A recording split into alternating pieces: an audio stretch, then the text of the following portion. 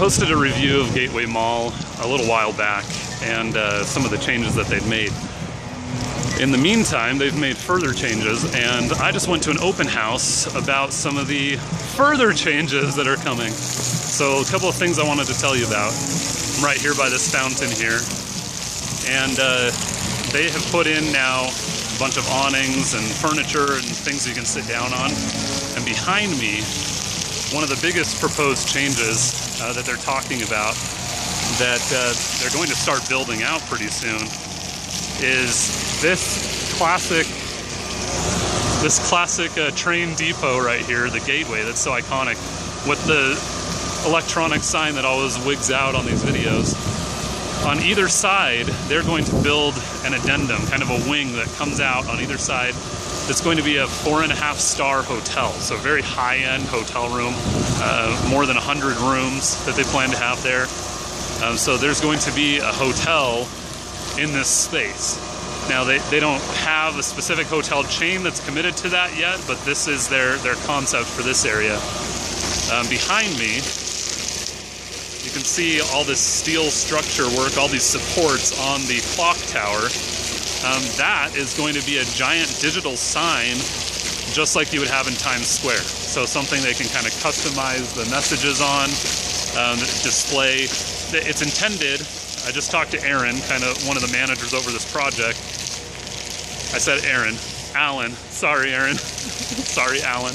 Okay, I talked to Alan, one of the managers over this project, and he said that this is intended to be more of kind of like an art exhibit, an art display. Their vision for the Gateway is not to just try to compete head-to-head with City Creek Center, which I think is smart because I don't know that they could, but they want to kind of rebrand the Gateway as a destination of arts and culture. So, you know, art exhibits, murals, you know, music and other entertainment. They are really close to finalizing a deal with Dave & Buster's, which would be an anchor for this mall, and start to bring in other retailers.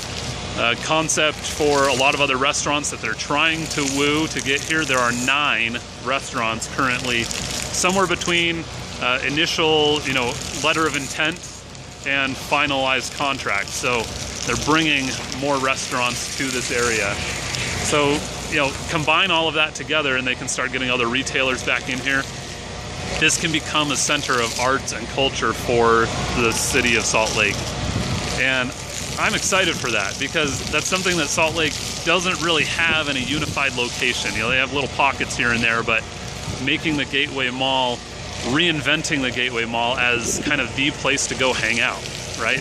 The Golden State Warriors just complained that Utah doesn't have a nightlife. This place is trying to change that perception, and it's right next to the Vivint Smart Home Arena. So there you go, Golden State. Okay, still doing the food trucks, 3 food trucks a day. Come down here for lunch. They're gonna finalize this digital sign right here. Have a few other retailers moving in this summer, and they continue to make other aesthetic improvements here. They have kind of a fire pit area going over here. A lot of positive changes. I was talking to Alan.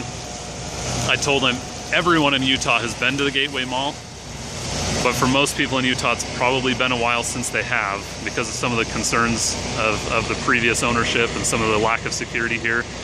If you haven't been to the Gateway Mall in a while, it's time to come back. Come check it out. And more and better. They continue to make improvements, and I'm excited to see the future. All right, subscribe to this channel, check out some of my other videos here, and let me know what you think in the comments below. Come by the Gateway, maybe I'll see you.